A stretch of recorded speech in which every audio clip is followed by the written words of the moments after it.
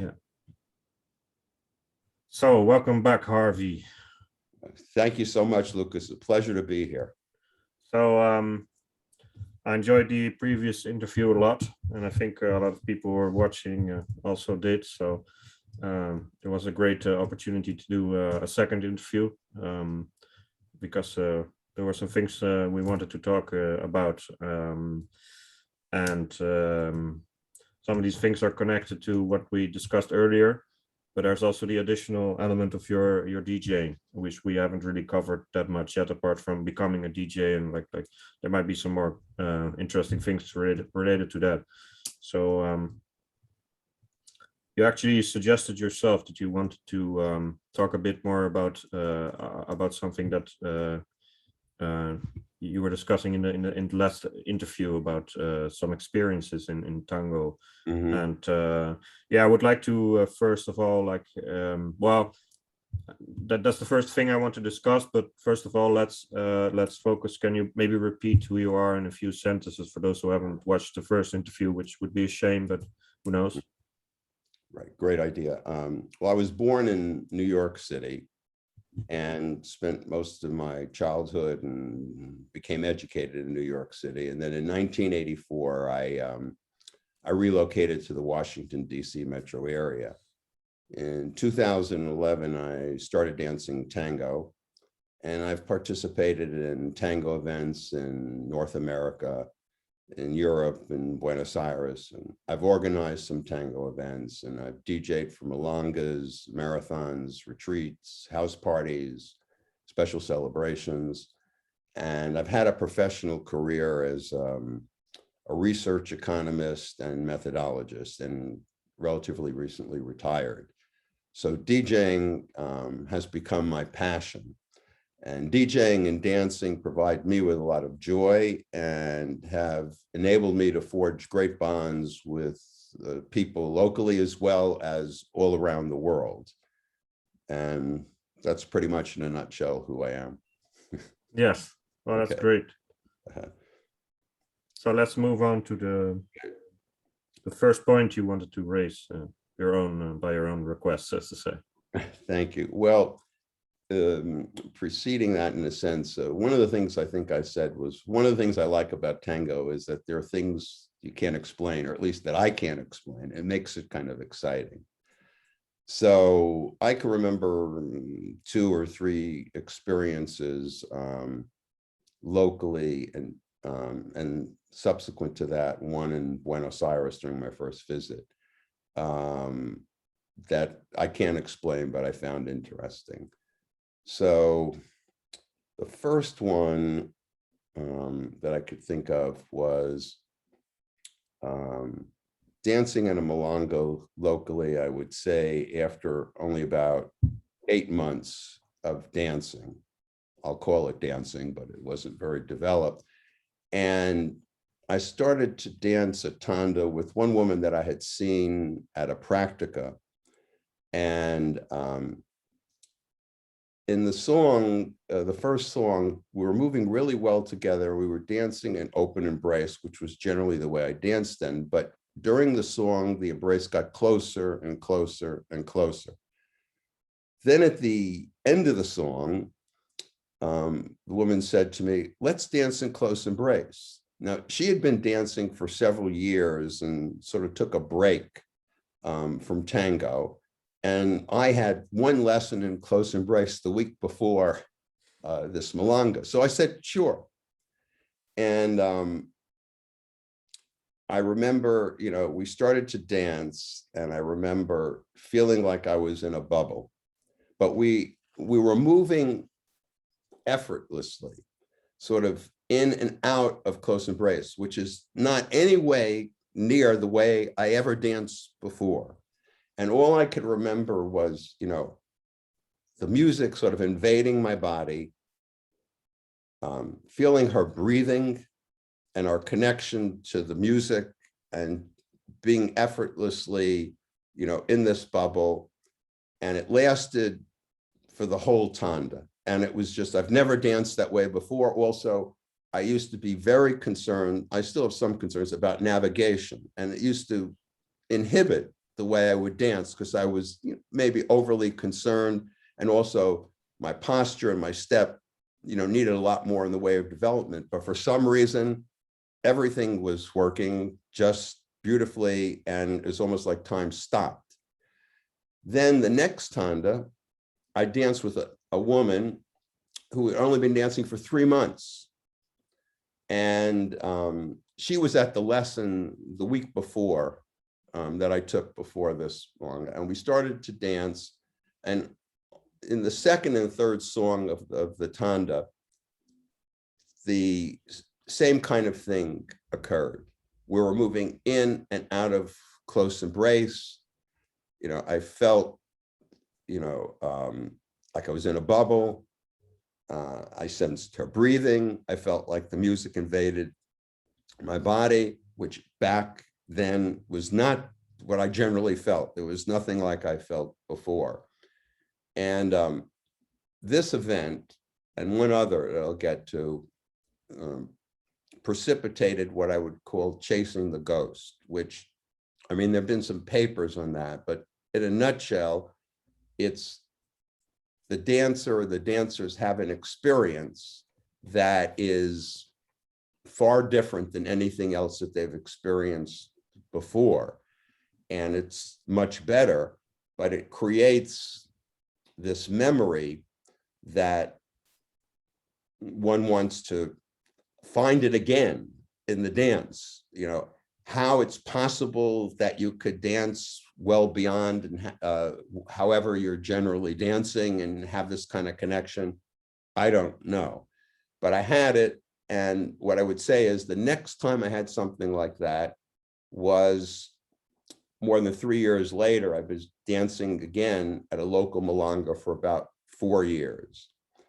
And I had this kind of experience again. I was enraptured in the embrace. This was not moving in and out of. This was the embrace just began with. Yeah, you were used to it by now. Yeah.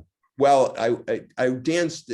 I would say I was used to it, but still my connection, my posture, and my movements were not, near what they are now. And even now, I could be developed more. But anyway, but I was moving with a flow that was not the way I generally move. But the embrace started right from the first note, and it stayed until sometime in the cortina at the end of the tanda. And again, enraptured in the embrace, felt the breathing, the music invaded my body, time stopped, was in a bubble. And at the end of the tanda, the DJ, who happened also at the time to be my instructor, said, "Harvey, I've never seen you dance that well before." I had no clue what I was doing. I just felt fantastic.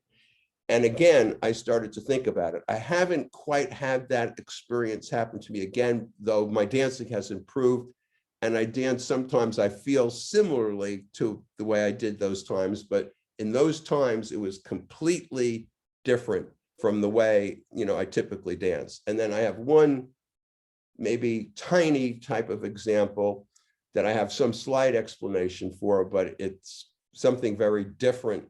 There's something very different about tango in this one too. And so I was dancing for about a year instead of 8 months. And it wasn't chasing, this is not chasing the ghost, but I learned a little bit more about myself and my dancing through this. And so I'm dancing with a woman who had been dancing for about 8 or 9 years. And I had been dancing for about 1 year. And I used to go to back-to-back group beginner and intermediate lessons at that time. And she would come sometimes to the practice after the lessons. She was more developed than the vast majority of people there. And so we were dancing in the first ring of this local milonga. And in the second ring, there was a couple, and they were pretty big people. And the man was close to 2 meters tall. He was big, even for probably standards in the Netherlands, that's pretty big. So, yeah. And so they started to fall, and he crashed into my back. he was coming into the other lane. And I think it broke his fall. His knee might have touched the ground. I just try to sense that. And I think he was able to prevent his partner from falling flat onto the floor. But I went out way ahead, you know, and I felt my partner was going way off her axis. And I immediately react, you know, I didn't want her to fall down and crash. And I thought what I was doing was leading a forward ocho and go with her and bring her back in a bit. And so I was really concerned about this. And at the end of the tanda, I was going to apologize for what I thought really disrupted the dance and might have shocked her and all that.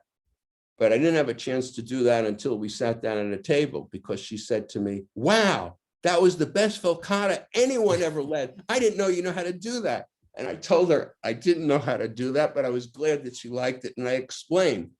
And so it was clear to me, you know, it was it was an emergency situation.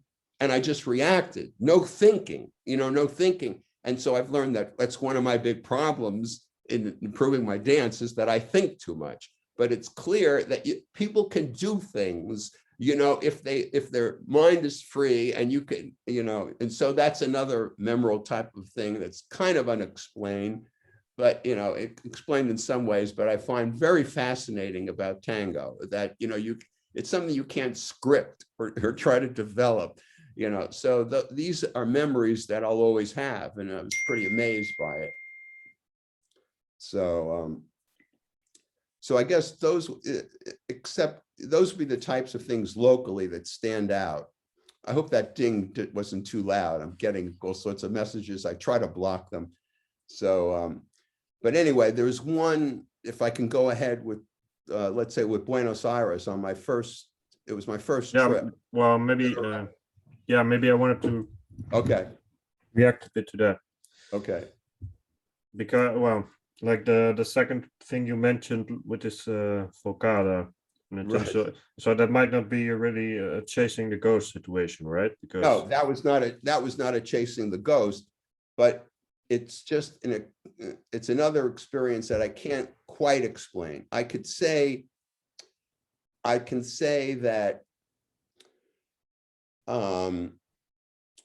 there's something about it's similar only in the way that I was dancing in some way that I never danced before, but I had a certain situation prompted this, so that I didn't have a chance to think, only to completely feel the connection with the partner and the music, and it being very different for me to play somebody well off their axis, you know, with a good deal of force.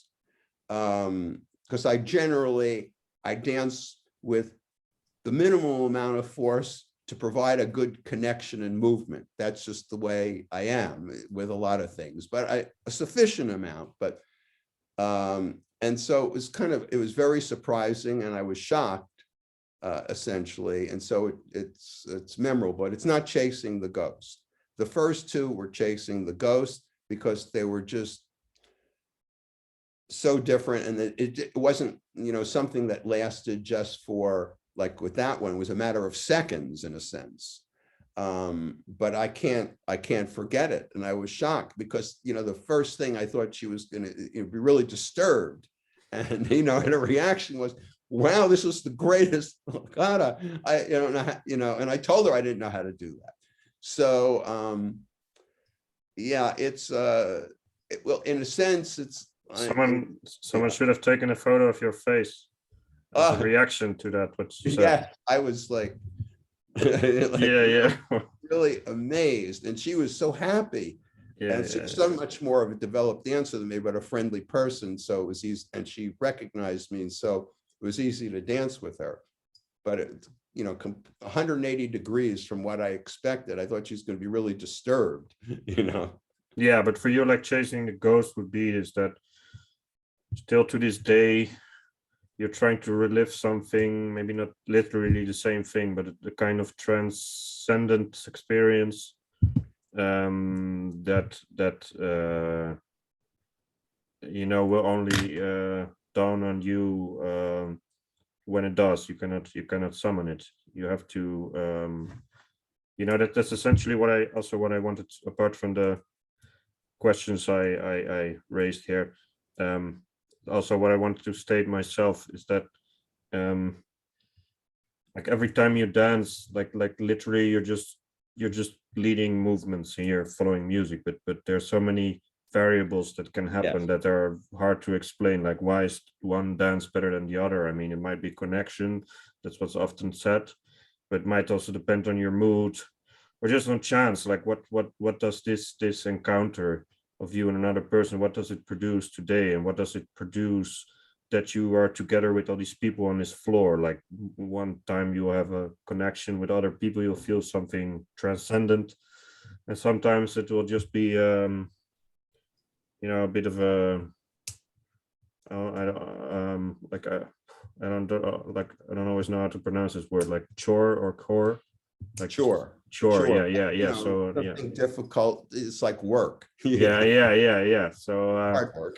I mean, maybe others don't feel that, but I feel personally that sometimes when I dance, somehow I don't really feel it or something. Like, it doesn't really happen often at the moment, but I remember that feeling as like you're maybe stuck for a while in so many things that can happen that are beyond your control, even though it's literally a dance. Like, you embrace someone and you move, but it's so and I, what we discussed yesterday, last time, Mhm. is that you have this I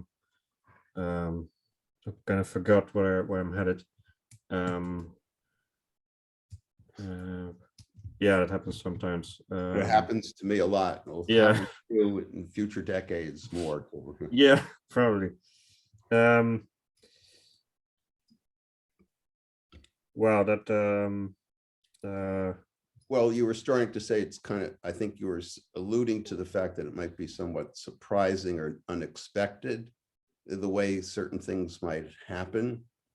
I'm guessing, maybe I'm off where you were heading. yeah, well, I can't remember, Okay, but that's pretty much what I'm thinking here. Like in right. response to what you're saying, that there's a lot of things going. I always say after every interview, or at least I think sometimes to say, but I always think like there's something new I learned today, or some kind of new perspective I got. And that happened to me last time, and that's what I can't remember what it was exactly what I wanted to say, but it's something that happened last time, or what you talked about, or that we discussed together. I don't know, but this interview, I mean, it's kind of the same. Like, I do realize that, maybe I already knew, but I do at this moment, I realize that there's so much more to this dance than it seems. And yeah, that's what I wanted to say. You said last time that you're a bit of an introverted person, Yes. and I always say that tango is quite an introverted dance, because it's so focused on what's happening inside the couple and inside. I mean, the Mhm. movements maybe don't even matter that much after all. It's like there's something going on in these minds, and it's a very personal thing. And I'm not surprised that that there's these mysteries related to that, or all these variables that exist that just influence how it feels, or how you remember it, or whatever. Yes, and we discussed that a little bit. And because, just like in life, in general, it's very challenging to know what somebody else is thinking, and it's easy sometimes to have sort of a knee-jerk reaction. Oh, they don't want to dance with me because they don't like me, or they don't like the way I look, or something like that, or they don't like the way I dance and they see me dance. But, it could be they just don't feel like dancing to that music at that time, or something like that. Or they'd like to dance with you, but they'd like to dance with you to some other music. You don't know. That's, it's not the same thing, but that's the kind of thing. And there's so many things going on in tango, so many different currents and undercurrents and things like that. And then, different local issues and different, Yeah. group issues and Yeah, it's things like. not always positive. Right. Sometimes positive, sometimes not. Yeah, Yeah, like yeah. life. Yeah. Yes, that life. So if I can, I'd like to get back in another way to this topic about my introversion a bit. But if I can, I'd like to discuss briefly my first tango Yeah. experience, which I can't explain at all. For me, it was very different. My first trip and my first day in Buenos Aires. And I planned this trip and a couple of others similar to it later on, a year later and another year after that, to take many workshops at a school that Susanna Miller and Marie Plazola ran, and to take a few privates and also go to as many milongas as I possibly can go to while I was there. And I was planning on, going to a few milongas on my second day there, not my first day, because I had an overnight flight and I generally don't sleep on the plane. And so I was thinking maybe I'll sleep a lot and then the next day, go to a lot of milongas. But one of my teachers, who usually had really good ideas, Barbara Dorr, said, you should go to the matinee milonga at El Araque, which I'm not sure they have the venue back. They lost it. Yeah, I'm not sure they have it back. And she said, you should go there on the first day. And she said, you will like it. What year was that? It was 2016, I think. Okay. So it was there. It was there. Yeah, that year it was. It was there. And so I said, okay, to myself, even though I usually like sleep, I took a nap, I took a shower, and I made it to El Araque at around 7 p.m. But what do you know? Approaching El Araque at the same time was Lola, Srini's partner, who dances tango and teaches tango in Houston, and Angela, who's an opera singer and an excellent tangera from Washington, D.C. So we talk and we decide I should go in 5 or 10 minutes later. So we're just not together. They don't want anyone to think I'm one of their husbands or something like that. Okay. So I wait a while and then I go online, pay, and have a brief conversation with some of the other people online. And fortunately for me, after a few minutes, the conversation changes into English, which they could probably tell I was speaking very slowly. And anyway, and everyone was friendly and all that. And so I paid and I went through the doors and I noticed that there was a large space for tables and chairs before the dance floor, a large, what I was used to is very large. And there was this long walkway and it's, sort of a corridor between the tables. And as soon as I walked in, I felt everyone that was seated was looking at me. And every step I took, I felt that way. And then my inner voice was saying, Harvey, get over this. You're just nervous, And I was very lucky that somebody had just vacated a second row, seat. And so the manager, took me right there and I sat down and I immediately started to, put on my dance shoes and tie my laces while the cortina was being played. And just as I finished tying my shoes, the first song of a tanda, I should probably say tanda, but I'll say tanda because I'm used to saying it that way, started to play. And while still bent down tying my shoes, I looked up and the first follower that I saw, I sent the cabeceo and immediately she responded. And we went on the dance floor that had 5 rings of dancers. It was a packed floor. It was, but I generally dance in milonguero style and take small steps most of the time. And we had to dance and it was good. And so I went back to my seat and, the cortina played. And then as soon as the cortina played, I sent the cabeceo to the first woman I saw that I hadn't danced with. And she immediately accepted. And we went on the dance floor and danced and it was good. And this process happened in this way for 15 tandas in a row. Every time immediately, okay, then after these 15 tandas, I was getting ready to leave to get something to go. I was going to go to 2 more milongas, because that one ended pretty early. And as I'm leaving, the last follower is there, and that was the last follower that I danced with. And she was focused on her cell phone, just looking at her cell phone after our dance. But on my way out, I noticed that behind me was sitting 9 other leaders that were waiting to dance. And there was only one follower left.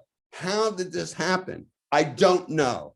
I'm not, a great dancer, and I'm not some movie star or something like that, but this is the way it happened. And so that memory is like, I'll never forget it. And I have no clue about why that happened.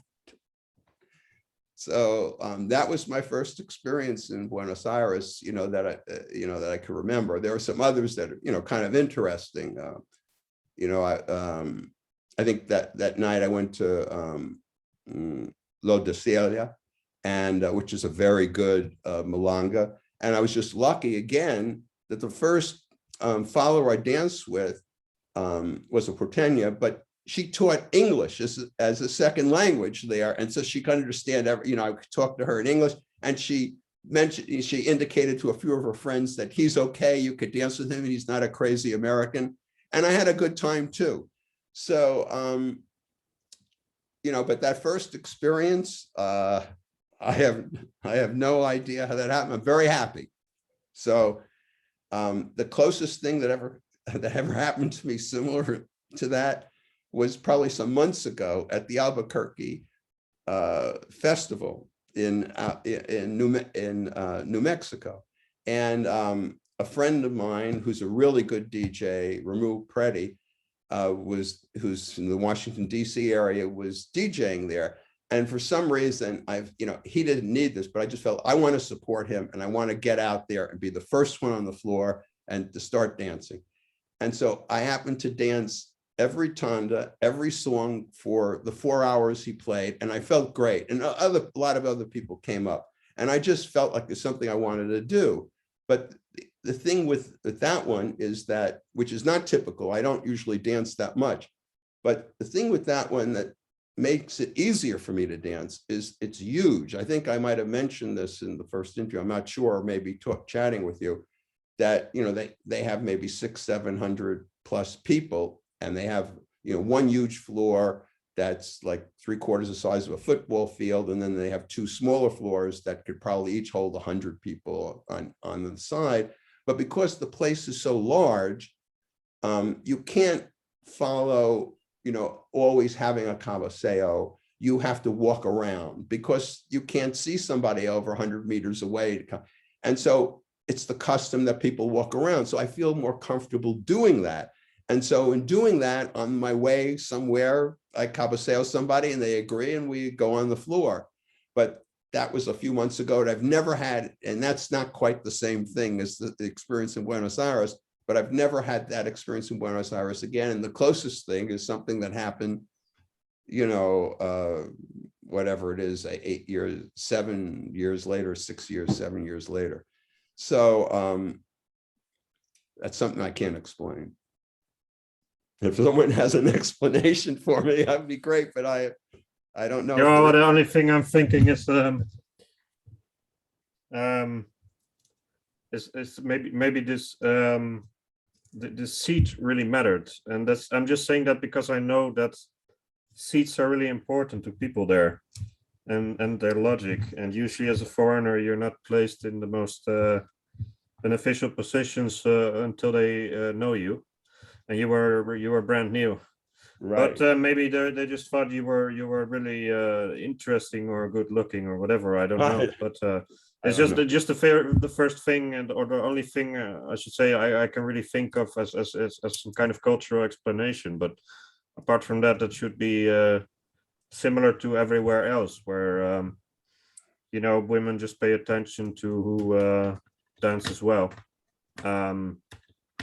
And yeah, maybe because it could also be that the first person just gave you a chance and the rest saw you dance and they thought, oh, that's a new person and he's interesting and I want to experience someone new. I don't, it could be all kinds of things, but Maybe, it's right. very funny. Yeah. Yeah. Yeah.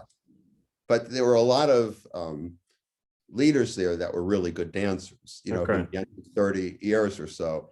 And so it would seem to me that some of these women might want to dance, you know, before accepting me, they might want to dance one of them.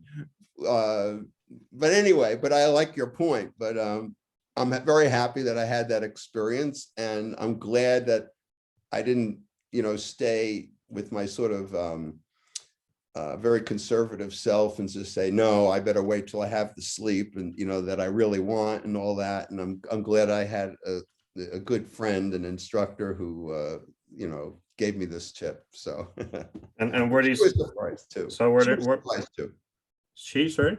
She was surprised too. I Okay. don't think she expected that this would happen, but she just knew I would like it. Well, Sorry. the curious thing is that these two ladies from the US, they didn't return, reappear in your story. Did you Oh, dance with well, them or not? oh, I did. They were two, that made it easier. They were two of the 15 Okay, tandas okay, that okay. night. But I didn't dance with them until about 5 or 6 tandas later, because we didn't want them to think, because we were all Americans. And so we might have stood out in that way. Yeah. Right. And the same thing, they were in Celia as well. So I had a chance to dance with them. But you know, our meeting there was just coincidental. I hadn't seen Lola in, I don't know, a year and a half or something like that. And I can't even remember where. I think I saw her at maybe my first workshop or something. I can't remember. And Angela, I hardly ever danced with until that time, but she was very friendly. And one of those people who was a very good dancer, who would dance with everyone else. And she, particularly if she saw they wanted to learn and develop. And so I was very fortunate. And of course, it was wonderful. Sorry, your microphone was muted for a few seconds. And she's an opera singer, and so she's very musical, and it was wonderful to dance with her too. I was very fortunate that they happened to be there. You know, it's coincidence. Yeah, but still, apart from them, you still have got like 14 people or whatever, 10 or 12. So it's it's very interesting. Right, but immediate response, which is, you know, first of all, I think the second or third time that I got that, I was wondering, are you really looking at me? I'm thinking, but you know, and then they, you know, their eyes were big and it's definitely looking at you. I said, okay, this is great. I'm having a good time. That's all I'm going to say. Have a good time, Harvey. Well, it's certainly a classic meme moment that you think someone cabeceoed you, but they did it to the person behind you, and right. You know, the first time I experienced that, I think I actually stood up and thought I was really, but after that I become a bit more cautious. But like you're really trying to assure that someone is actually. So you have several ways for that. What I usually also do is, like, when I go to someone, I just keep looking at them and see if they keep looking at me. And it's just a lot of strategies, but you develop that by experiencing. And this moment definitely, you know, it contributed to your experience as a dancer, to your learning maybe as well. So yeah, it's very funny and like interesting to discuss this type of stuff. Yeah. Right. Well, I have similar, you know, strategies or takes, and you know, the continually trying to maintain the eye contact, even with other people around, is a key issue. But I used to think, which I'm wrong, is sometimes I go like this, pointing to me, you know, and nodding, and that's not sufficient. And I'll give you one example. So I did that one time at an encuentro just to make sure, and I got up, and the guy next to me got up because he did the same thing. Okay. Yeah. And we both went up to this, but wait a second. And she wasn't dancing with you, or there was somebody behind us. Oh, really? We couldn't tell. He also did that. She was looking right in the same direction. Yeah, maybe he also did that, right? Excuse me? maybe he also did that. So there were like He three might have three also, men at the but same time. Yeah, yeah, yeah. right, might be three of us, but I Yeah, know yeah. two of us did it. And so you really, that eye contact is key, but if you're all sort of coming in the same direction, sometimes it's not even clear with the eye contact. You know, this is life in general, you know, so you have to be real cautious, like you're saying. Yeah. Yeah. Yeah. So um, what do you like suggest for well, sometimes I really noticed, well, I noticed once when I wasn't really feeling it myself, and I was at a Milong and I wasn't sitting at an ideal location, but I just noticed that the moment song starts, you know, then Mhm. people are just like, they're all gone in a second. And the cabeceo is so fast and everyone, and then like sometimes you just feel like you're slow or something. I mean, do you recognize that or? Yes, I recognize that. What I would say is, in speaking to some leaders that are quite experienced, you know, dancing for 25 plus years or something like that, and go to Buenos Aires a lot or are from Buenos Aires, that they have a strategy. Okay. And so they don't really cabeceo during the cortina, but during the cortina, they're thinking, who's the first person that I'd like to dance with? Who's my backup person? Excuse me.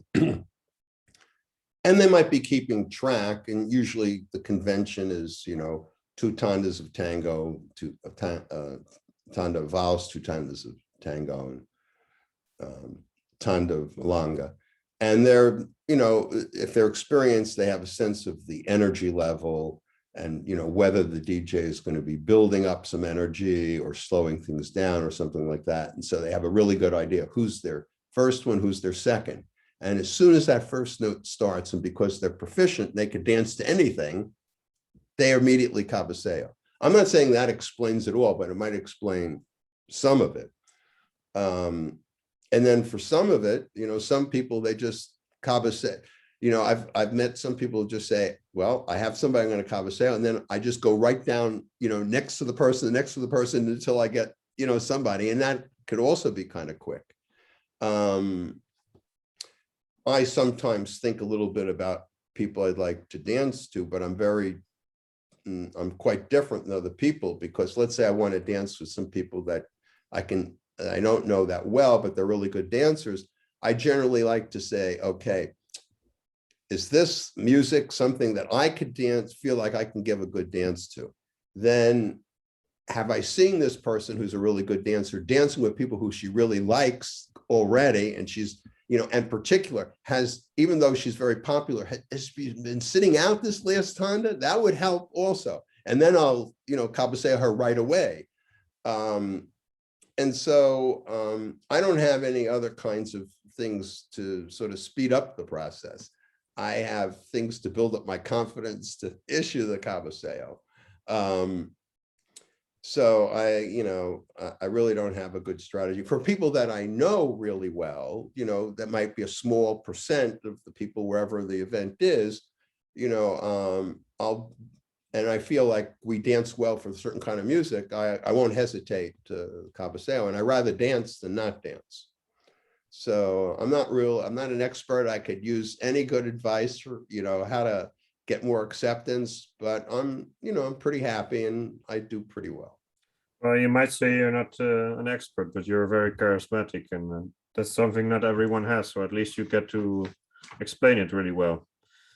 You know, that's something that's why I just like asking these things, even though they were not necessarily connected to our plan of what we wanted to discuss. But I still think you're so eloquent that I could ask anything, you'd have an opinion about it, and also a well-informed and balanced one.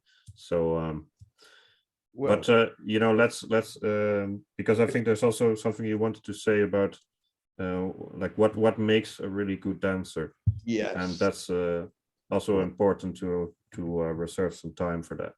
Okay, I appreciate that. Yes. I had mentioned, again, this related to my being somewhat reserved and introverted, that, you know, I was reluctant oftentimes to dance with a really good dancer, but this issue of really is kind of almost like a colloquialism. It might mean very, but a really good or a very good dancer, from my perspective, in terms of, social tango, is not the same thing as an advanced social dancer.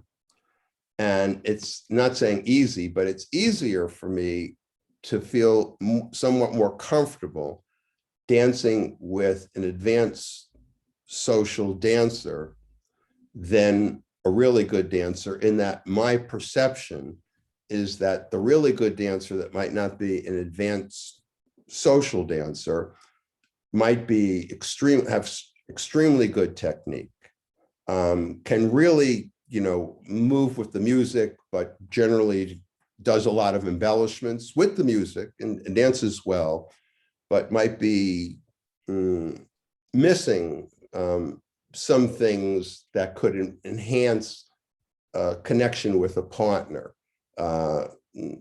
generally. And so really, this type of topic of the advanced social dancer is not one that I thought of originally. Yelizaveta Nersovova, and I might be pronouncing her name slightly off, I'm doing the best I can, who's the founder of So Tango World, posed on Facebook a question: what is your definition of an advanced social tango dancer, and or an advanced dancer? And so she said that one response was singled out and resonated well. And she wrote a little introduction explaining that she posed this question.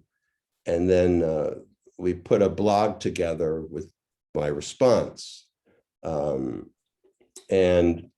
essentially, this might also cover a little bit about why I might be somewhat more comfortable dancing with an advanced social tango dancer than what might be considered just a really good or very good dancer. So there are a number of characteristics, and the characteristics are not something, that I've perfected. These are things that are based upon my feelings of dancing with others, observing dancing, verbal communication with other social dancers. And so what I see as an important one to start with is that advanced, what I call the advanced social dancer, makes an effort to connect with people beyond just dancing with them. It could be something simple like introduction of names before dancing, or it could be with a warm greeting of people as they come to a milonga, particularly if they're very experienced and they've been to the milonga or the other tango event quite often, and they're sort of newer people or something like that. They also remain aware of both the timing of the song, and when they're dancing, and when they're dancing with other people, I would say they try to ensure that the other dancer is not rushed, but also they try to be responsive to invitations from the other dancer to either move or to pause, which you could be a really good dancer, but not necessarily have that. But also they dance, in my view, this is very, very challenging for a lot of people, but they dance as if the other partner, the other dancer, is their equal, even if there's a tremendous difference in their skill level and their experiences. And then they also consider safely navigating the dance. So on the dance floor so that they give physical, and if there's a challenge, like some kind of problem on the dance floor that the other person can't see that they're dancing with, they give them either verbal or physical cues about that. And they don't blame the other dancer. They don't blame themselves. There's no blame. You know, they try to dance without blame. And then they experiment with something new. It might not be like, you know, tremendous number of experimentations, but every once in a while, they try something new. And they let's see, they take advantage, I would say, of nuances in the music, things that they might know are coming up because they're familiar with the music, and they might move their body in certain ways to emphasize these nuances at particular times. They act in a sense like they're accenting the music, and they do that. And they could do that in a way that might be comfortable for the other person that's dancing with them, even if their skill level is kind of low. But they're that good that they can do that. And then they also they try to learn about the other person's comfort zone. It could be related to picking up cues from body language. It could be silent cues. It could be by adjusting to the other person's comfort zone. They could feel it. And also they care deeply about tango, and they continue to grow with respect to tango. It could be with the development of their dancing. It could be with the knowledge of music history. It could be in other areas. It could be it doesn't matter how they particularly emphasize their own development, but they bring something sort of new to the table, and their enthusiasm for tango sort of contributes to enhancing the entire tango community at the event or the area. And then the last thing, something like they think a lot about what they can contribute and make the dance and others feel good, and to feel as though they are good dancers. Now that's a lot. That's a lot. Okay, repeat that. Yes, they think a lot about what they can contribute to making the dance good, and others feel that they are good dancers. Okay, so, you know, this is not a great example, but when oftentimes I've experienced this with people are commenting about beginners dancing, whether it's at a practica or milonga, and they say, this is terrible. This is, you know, they're wobbly. Look at the posture, and they say all these things, and they're very critical. And of course, these things could be improved. But, you know, when you have an infant, or, you know, that's starting to learn how to walk, and they start to stand up and then they plop down, they say, oh, how cute that is. Or, you know, and so in a sense, many people, we all start out as beginners. Now, there might be some small percent of talented people, very talented, that just sort of pick up everything immediately and they just flow. But that's a very tiny percent, I think.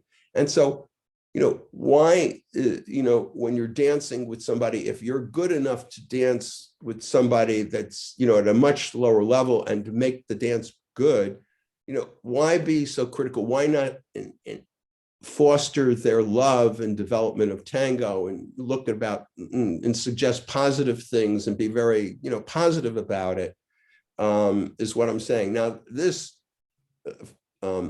all these things that I'm talking about, you know, really don't relate specifically to technique, but certainly technique is very important.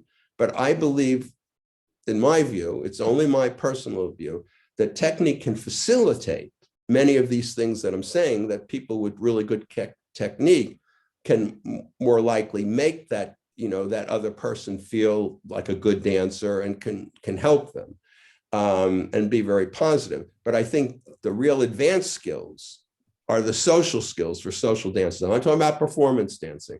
I'm talking about social dancing. And I think some of these things are very, very important. And I don't think that they're discussed or talked about very much. So, and I think that these kinds of things, I'm sensitive to that, excuse me. And I think sometimes I'm reluctant, to dance with certain people because I just don't feel it will be good enough, or that they have all these other qualities that, even though they might be much more advanced in terms of technique than me, that things will work out well. And I don't want anyone to be unhappy. If I dance with somebody, I'd like you to at least feel it's a pleasant experience, And so I've thought about these things, and I'm glad, excuse me, I got to take some water. You, Elizaveta, posed that. So thank you for giving me the opportunity to mention these things, but I feel a lot better. Hopefully it might resonate with some people watching the interview. Yeah, so you're talking both about some things that happen in or not in the couple, but also with the whole floor, or with the whole tango community in general. So there's these different layers. Yes, there are different layers, and I think that the layers are very important when it comes to social tango. The one-on-one and the ronda and dancing with everyone else, and also the whole ambiance and experience of the milonga, and how certain ways of behaving can enhance the milonga for everyone. Now, I would say I'm not an advanced social dancer. I'm striving to become an advanced social dancer, but I can improve in a lot of ways because I'm generally shy. But little by little, I'm friendlier and more friendly to more people. But I'm not one of those people that sort of like, you don't have to be this way, but like a politician that thrives being in the crowd and introducing themselves to everybody, and they're very much at home. They're very comfortable with that. So, but I'm striving for these things, and I do believe that some of the people that are excellent dancers in terms of technique, that they have much more ability to adapt if they don't have all these social skills, because having the really good technique facilitates a lot of these things. I've seen, what I would call some advanced social dancers who have danced with people where I've seen other instructors having challenges dancing with these beginners at the milonga, and they don't, because they really have a sense of how to make that person comfortable and what they can do and they can't do. And it's a pleasure to be able to see some of the people dance like that. And I think it encourages people to continue with tango. And, the largest percent of people that we lose from tango are the beginners, and particularly a lot of beginners that are focused on leading. And so I think any other thing like this helps that too. But I just think it makes everyone better off by having, sort of a good social tango experience by, trying to strive towards some of these characteristics. So are there any other ways you could elaborate why you don't consider yourself this advanced social dancer? Well, I'm focused on very high standards. So yeah, that's always hard. I don't warmly greet every single person that comes to the milonga. And then there are some people where what I would say is, some of the things that I suggest, well, let me just say this. You have a very good point, I think, or a very good point could be made with your question, because so last night I was DJing till close to 2 in the morning, and the milonga was, really, the floor was really packed almost, you know, all night. And there were maybe, in the 4 hours, there were maybe 3 or 4 tandas that maybe more like 70–80% of the crowd were dancing, as opposed to 95 to 100%. And for those, I went out to dance, and maybe a couple of others. I generally don't dance a lot when I DJ, but I dance sometimes. And several of the times I danced with people that I've never danced with before, that were not, let's say, highly developed dancers. I'm not highly developed, but they were maybe less developed than me. And I noticed that they, 2 or 3 of them would not be able to fully complete sort of a movement in the way that it was led, but close to that. Like, instead of leading to a cross, they might take a couple little steps, which was fine. So I would do a little bit of less of that, and, you know, other things that were more conducive to them. But I'm not at the point where I could instantly feel it. You have to experience it a little bit, and then I would, you know, would do that. And so I am somewhat cautious if I see somebody that's clearly has some significant challenges. I won't dance with them because at a milonga, because I just don't think it's going to work out. Now, on the extreme, I could mention somebody by name, and just is not necessarily the best in the world, but somebody who's really good as a social dancer is Oscar Casas. And, you know, really tall, big guy. And I was at a milonga where I was DJing, and I think I was DJing at this milonga. And one of the women came in a walker, and she needed to, you know, use the walker to walk around. And she had some kind of physical problem where she couldn't get her legs together. I'm not saying she had rickets, but it was something like that.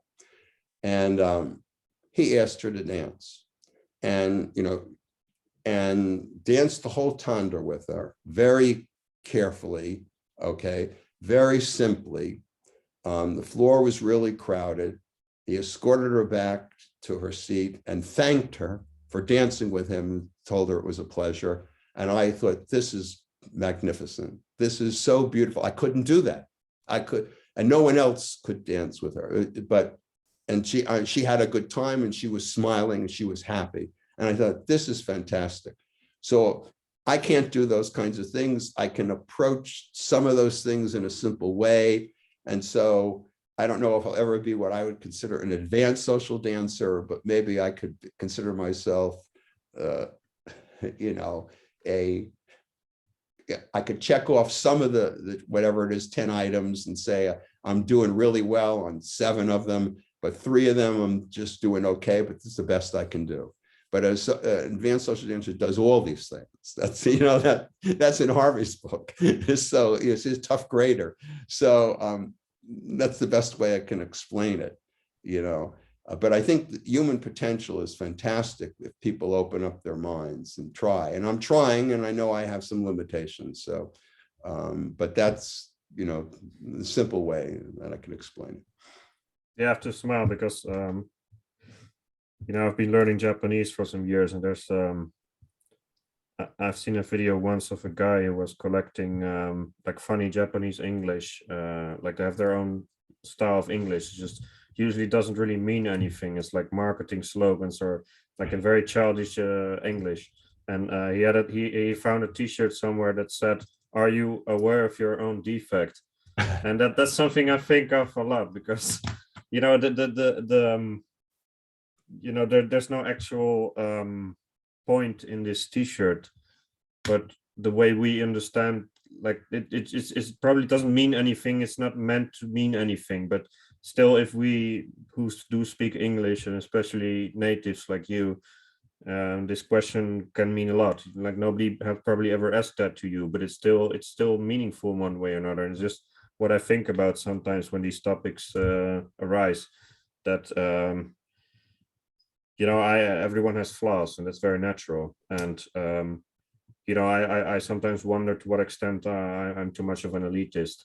I might not be an elitist socially because I tend to be friendly to everyone, but Mhm. I'm also not, because maybe like there seems to be a little bit of a like a moral story in what you were telling, and that potentially there might be, in very good advanced social dancing, there might be an aspect of um, making sure everyone is doing fine or something. But Yes. just like in life, you could be someone who only cares about others all the time and has no, that's one extreme, and has Mm. no attention for his own needs. And you can be someone who's totally egoistical, and does not care about other people, so does not even see it. um, but it's hard. Like, there's also this balance between you enjoying this hobby and trying to Mm. switch off your mind, and people are usually have demanding jobs and they come to enjoy something, and then also being somehow aware of maybe the social factors. um but in any case, it's I'm aware of my own defect in a sense, because it's but I yeah, I think one of the features that you talked about was that they're always aware of how, or they are aware of how they could improve, and not just in terms of technique, because everyone wants to become better at technique or musicality or whatever. But Mhm. there's always this social aspect, community aspect, and as long as you're aware of that, you might be, you know, there might be some things you could improve on socially, for example. I mean, that's already a great plus. Um, so I might be getting a bit fake here, but I guess there's a bit of a utopian thing about these categories. It's also like nobody has all these Right. characteristics. Like everyone is flawed fundamentally in one way or another. Well, yes, but I agree with what you're saying. It's pretty tough to check off all of these as 10 out of 10 for each item, so to speak. But instead of, I don't think so much about, I used to, about defects. I think about impairments that we're all impaired in some way. Okay. And, but we're not necessarily handicapped or disabled, so that we could make the most of what we're doing, and to improve, given that we know we're impaired.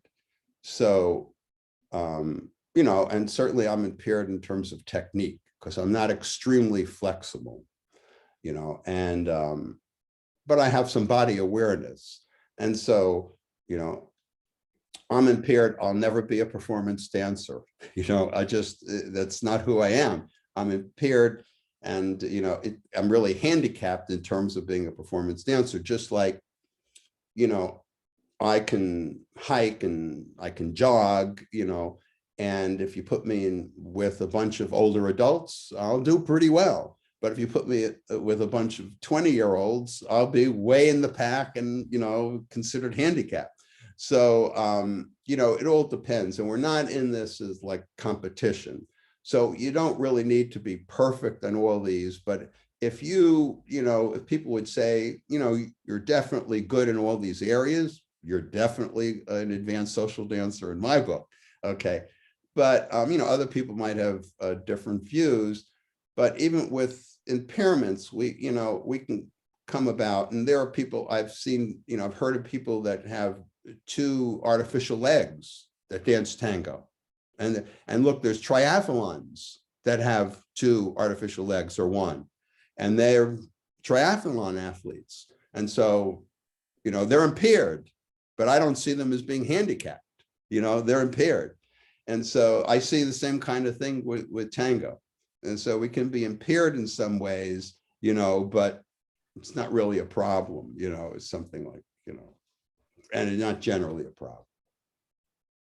Yeah. So, I think, that's about as much as I can say about, that I'd want to contribute to our discussion about, social tango. Yeah, but it's at least it's very good to be aware of all these different layers, like we said, like Yes. that's not about just about you and not just about the couple, but it's even if you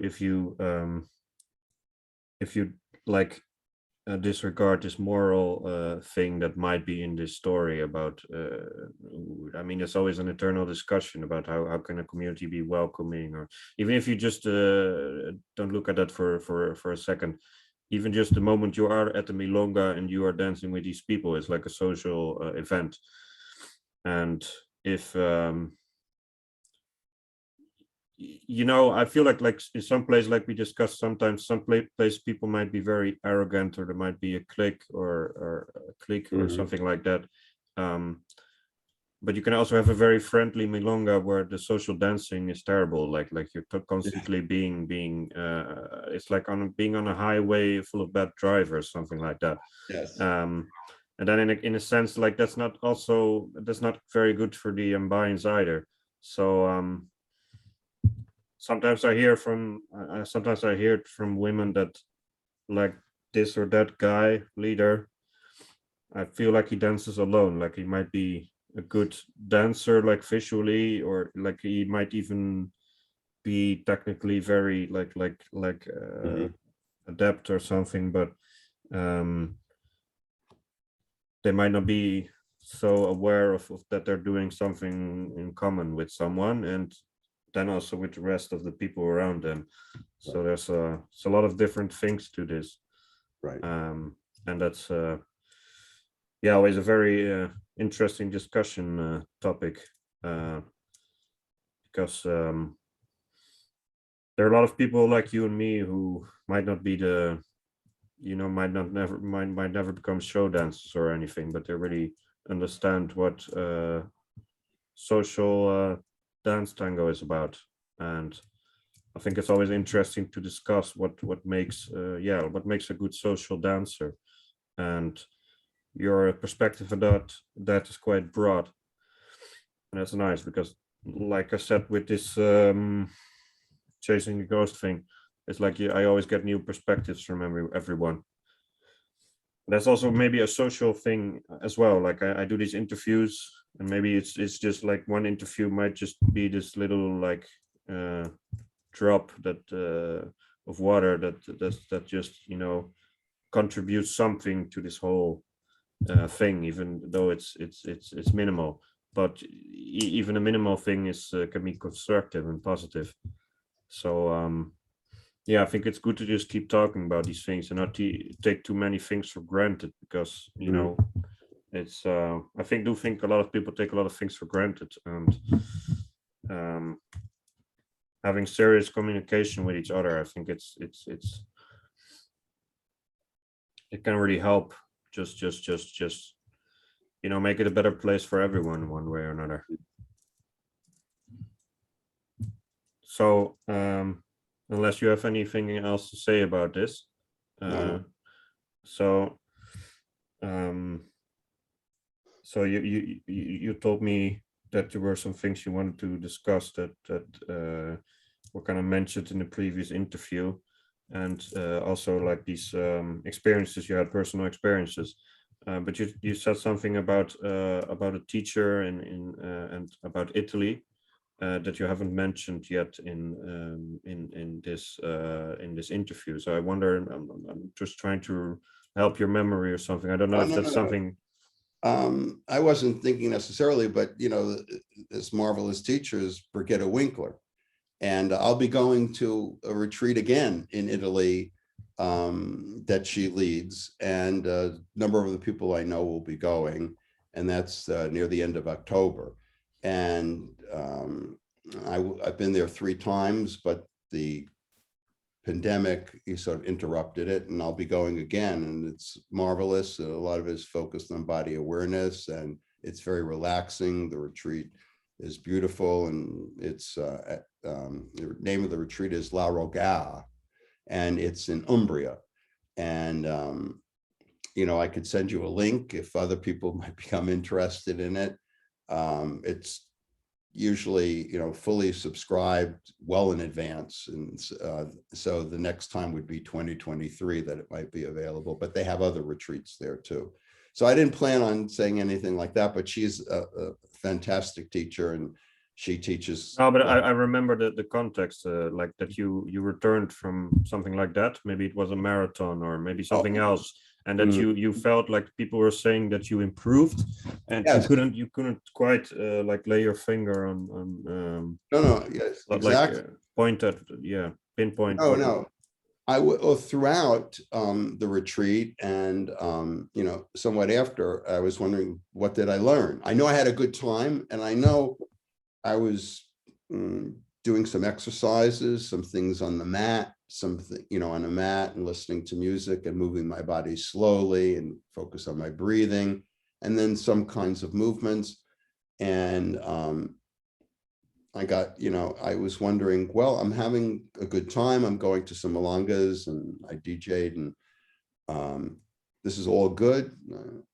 I can't really explain to anyone what I learned. I could say something about body awareness, but not a lot of specifics. But as I was dancing, for back home, within a few weeks, a number of people were telling me, your dancing has gotten so much better. But so that's the experience I've only had, I think, with Brigitte Winkler. I mean, I feel like other teachers that I've had, Barbara Dorr, Eugenia Park, Riprazola, and Alicia Pons and Susanna Millett, that I've developed with them, but I get a sense that I'm developing and how I'm developing. But Brigitte Winkler is more like magic. So it's pretty special. Now, there could be, she also trains professionals, and if you spoke to professional dancers, they might be able to give you a more in-depth response, but I still think there's some magic going on, and it's wonderful. Yeah. So maybe it wasn't specifically about this person or about this retreat, but more about another type of experience where you don't really know what's it's unexplained in a way, like yes, and that's how these other things that were unexplained were triggered, because that, and the fact that that's something that I like about is that some things you can't really explain well. You can come up with explanations, but you really don't know if those are the real rationale for whatever the event is. So, but I think she's pretty magical in my view. Yes.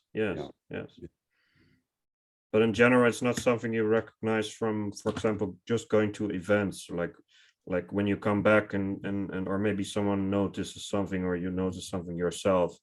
It might still be in the unexplained category, but it's just something we haven't really discussed in detail. So it's not, I prefer not to talk about all these different people, because everyone has different teachers, and some people can have good experiences with one person, others have bad. I don't know.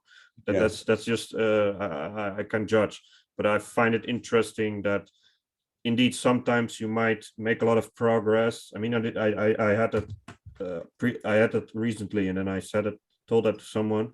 She said, yeah, I recognize that sometimes you just have these like these growth, like these growth spurts. Yeah, spurts. Yeah. It's actually the same word in Dutch. That's funny. I didn't want to say it because sometimes I feel like I'm saying something weird or slang instead of the real word that I want to say. But yeah, that's indeed what I wanted to say.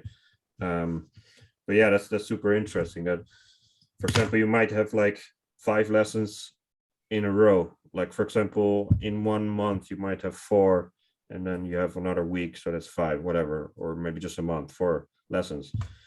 And then, like, logically there might be this build up of what a teacher is doing with you. I mean, this can be any teacher that you like and trust, and some teachers are better than others, or some teachers are better than others in your perspective only. I don't know, it doesn't matter, but the real point is that logically you might have learned all these things that were planned by the teacher. Maybe you knew about some of them, maybe all of them, maybe you didn't know about any of them, but progress has been made. But then suddenly it feels like from one week to the another, you might be taking like a step like this instead of just a very small step. And Yes. it might not always be necessarily planned by the teacher, like the type of progress you made, even though they might have, signaled, like signified a certain type of change you needed to become better. But then you kind of took that information and somehow subconsciously it improved by a lot. I mean, that's something I wanted to, yeah. Right. No, I agree. But sometimes the teacher can enable you to find the magic inside yourself. And so when my daughter was about 1 year old, she was just starting to stand up and walk. And I thought she seemed more progressive than that. I was wondering about that. And so she would walk a little bit, but I wasn't impressed. But 2 weeks later, she was running upstairs and running around in the backyard. I don't know. So these spurts and these things, they just happen and the person feels it. And there's something inside of them that leads them to do that. Maybe it's a teacher, maybe it's just them, maybe it's a combination of things. Yeah, so it's not as mysterious as these things you talked about in the beginning, because they really are unexplainable in a sense. But this might be explainable to a certain, I think it's kind of similar to what you said about, you gave a few examples and then one of them was kind of less special. I think you gave 2 examples. Yes, that's correct. That's correct. The last one was the one with the volcata, which so but it's kind of explainable. It was in emergency mode. And actually, I'm sometimes laid back. I'm not lazy, but I'm laid back and I'm very methodical. But when there's an emergency, I'm very different. I'm just different. And so that's one way in which I was different in tango. But, it was completely surprising to me. It's surprising, at the time. Yeah. Yeah. So that might be like half mysterious, whereas the other 2 examples were truly mysterious. And I feel like what we were just talking about with his teaching is also like half mysterious, because it can be explained in some ways. But maybe then as a conclusion for today, like what might be like a full mystery is that sometimes people, they stay away for a very long time. And logically what happens is that they start to get technical problems because they haven't practiced and but they might actually come back as a better dancer even though they haven't done anything related to tango. I mean, that's a real mystery to me. And I think that happens. I don't have like a very specific example right now, but it's certainly an interesting thing that but I guess like it's with playing an instrument. I play the piano and then sometimes like you wanted, for example, to practice every day or every other day, and then somehow you didn't find the time to practice during 3 days, and then you'd expect your progress to be gone, or maybe not gone, but like diminished. And then actually in this time everything became more natural. And it's scientifically proven, so to say, that your mind, like in this rest period between these repetitions, like something's being processed. But it's still weird that there's so much time between it in which you don't practice, and then usually you would feel like you really notice that you should have put in the work. But sometimes it seems like, maybe I'm getting too vague here, but it seems like you actually gained from not playing during those 3 days. So that's what I wanted to conclude with. No, that's very important, but that's the way a lot of things are in life. The mathematician that tries to go over and over and pound their brain, hit their head against the wall about trying to get this proof, get the proof. Henri Poincaré, who is a great psychologist and mathematician, talked about how he was trying to come up with this proof. He wasn't getting anywhere. He was drinking percolator full of coffee in the days when they had percolators, and he wasn't getting anywhere. And he decided he's going to go on a vacation and go to some cottage way in the country and get the proof. And he went to the cottage in the country and he was relaxing and breathing, and he didn't get the proof, it just because he was thinking about the proof. And then he had to go back to his office and go to work. and he started to step onto the trolley, and all of a sudden the proof came to him because he wasn't thinking about and it just all came to him. So yes, there are these moments. Of course, if you never practice at all, you're not going to get better. But sometimes you need these kind of breaks mentally. Yeah. Yeah. Well, it's been a pleasure to talk with you today. Same here.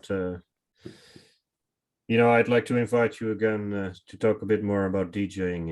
I'd love to do that. Because I felt at some point it would be better to, take some more time just for that, so without too much pressure, because it's also a topic you can go like all kinds of ways, all kinds of direction. I'm a DJ too, so Right.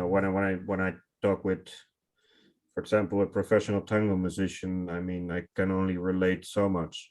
But when you're both a teacher, both a DJ, or both a professional musician, you also have things to exchange. And that's also what I think happened today, because it's an interview, so I'm mostly asking you to talk about things, but then sometimes I get triggered by things you mention, and that I can relate to with my own experience. So it's a very interesting format like this, and like I said, you're extremely charismatic. Thank you. So no, I enjoy your remarks and the give and the take, so to speak, and I find it very, it enhances the interviews. So I really appreciate that, and I look forward to another opportunity to focus on DJing. Yeah, so I guess people well, really, I think you're popular and loved as a DJ. You're also popular and loved as a philosopher by now, but the DJing itself is also really worth the look. So I'll see you then. I'll see you then. Okay. Okay. Have a nice day. You too, Lucas. Thank you. Bye.